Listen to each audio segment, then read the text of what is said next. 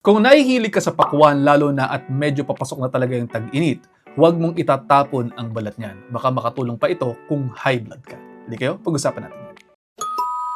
Tuwing panahon ng tag-init, isa sa mga paboritong bilihin ang pakwan dahil nakakatanggal talaga ito ng uhaw at napakasarap naman talagang kainin kapag malamig. Madalas, ang kinakain lamang natin dito ay yung pulang bahagi o yung pulang part, tapos yung medyo maputi at medyo matigas na balat na malapit na sa green na balat, dinidiretso na sa basurahan o di naman kaya para sa iba, pinapakain sa mga alagang baboy. Pero baka hindi po ninyo alam na yung tinatapon ninyong maputing bahagi ng pakwan ay siksik sa isang napakahalagang amino acid na kung tawagin ay L-citrulline. Tanong niyo siguro, ano yan? Bakit yan kakainin? Bakit yan mahalaga? Kapag po kasi nakakain natin ang L-citrulline mula po sa balat ng pakwan, ipoproseso po ito ng ating mga kidneys o bato at i-convert ito bilang isa pang amino acid na kung tawagin ay L-arginine.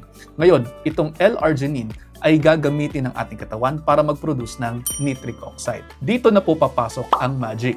Yung nitric oxide ay isang napaka-potent na vasodilator. Ibig sabihin, pinaparelax po nito ang ating mga smooth muscles sa paligid ng ating mga ugat na nagiging dahilan para bumuka o lumawak ang ating mga blood vessels. Kapag mas maluwag ang daanan ng dugo, mas maganda ang sirkulasyon ng dugo sa buong katawan, napakalaking tulong po nito para mapababa ang blood pressure ng mga taong mayroong hypertension. At para naman po sa mga nag-gym dyan, para ma-achieve ang kanilang summer body goals. Ang mas magandang blood flow ay nangangahulugan ng mas magandang oxygen delivery sa muscles at mas mabilis na paglinis ng lactic acid na maaaring nagdudulot ng muscle soreness o yung parang ngalay pagkatapos nating magbuhat.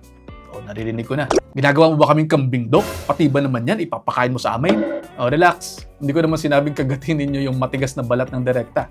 Merong ilang mga pwedeng gawin para ma-maximize natin yung benefits nito. Una, kung kayo po ay mahilig mag-smoothie ngayong tag-init, isama po ninyo sa blender yung maputing bahagi ng pakwan, kasama yung pulang part. Hindi naman yan masisira yung lasa, pero madadagdagan pa ng fiber ang inumin ninyo na tutulong para hindi agad mag-spike up ang inyong blood sugar mula sa tamis ng pulang pakwan. Yan yung konsepto na tinatawag nating layering na lagi din naman natin tinuturo sa inyo. Pangalawa, pwede po itong hiwain ng mga maninipis at gawing parang pickles or atsara. Okay i-partner sa inihaw na isda o sa karne.